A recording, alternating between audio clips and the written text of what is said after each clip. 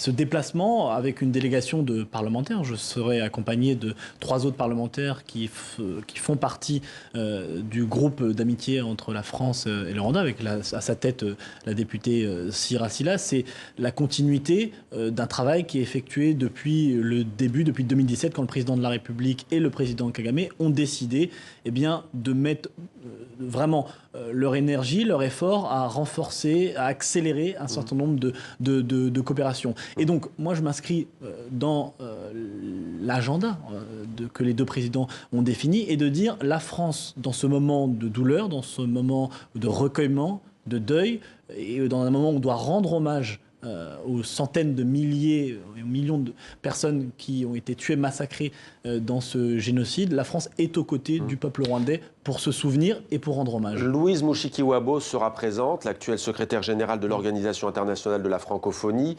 Emmanuel Macron a beaucoup œuvré pour que l'ancienne ministre rwandaise des Affaires étrangères accède à la tête de l'OIF, signe très fort de la réconciliation en marche entre les deux pays. On sait que les tensions sont fortes depuis 25 ans, puisque la France est régulièrement accusée d'avoir joué un rôle auprès des génocidaires, notamment en réarmant, disent certaines sources, certains génocidaires. Pourquoi est-ce qu'Emmanuel Macron, pour sceller la réconciliation, ne se rend pas lui-même à ces commémorations?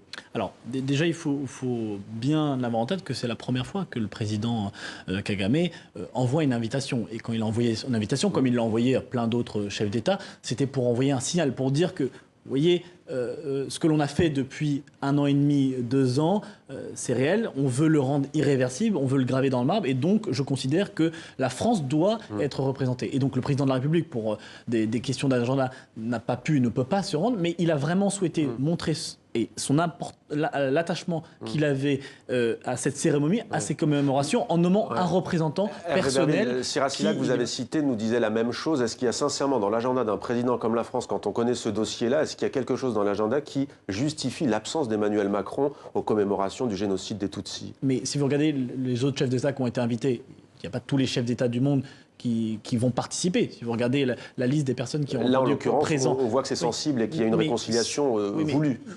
Il y a un dialogue constant entre le président Emmanuel Macron et le président Kagame. Donc ça s'est fait en bonne intelligence. Ce que voulait faire le président français, c'était de dire on veut aussi s'appuyer sur ce qu'a demandé aussi le président Kagame, qui était on s'appuie sur ces nouvelles générations. C'est le 3e thème de ces commémorations, la jeunesse, et s'appuyer sur des personnes qui viennent d'une autre génération pour continuer ce travail de renforcement des relations bilatérales et faire en sorte qu'on travaille sur les sujets d'intérêt commun, et surtout qu'on regarde bien évidemment le passé, mais surtout, et c'est ce qui est important dans un pays aussi jeune que le Rwanda, qu'on se tourne vers l'avenir. Et c'est ça aussi que le message que je souhaite porter, c'est de dire qu'il y a beaucoup de sujets sur lesquels on doit travailler ensemble sans esquiver les complexités. Et les sujets qui fâchent. Et les sujets qui sont compliqués, mais en se tournant résolument vers l'avenir.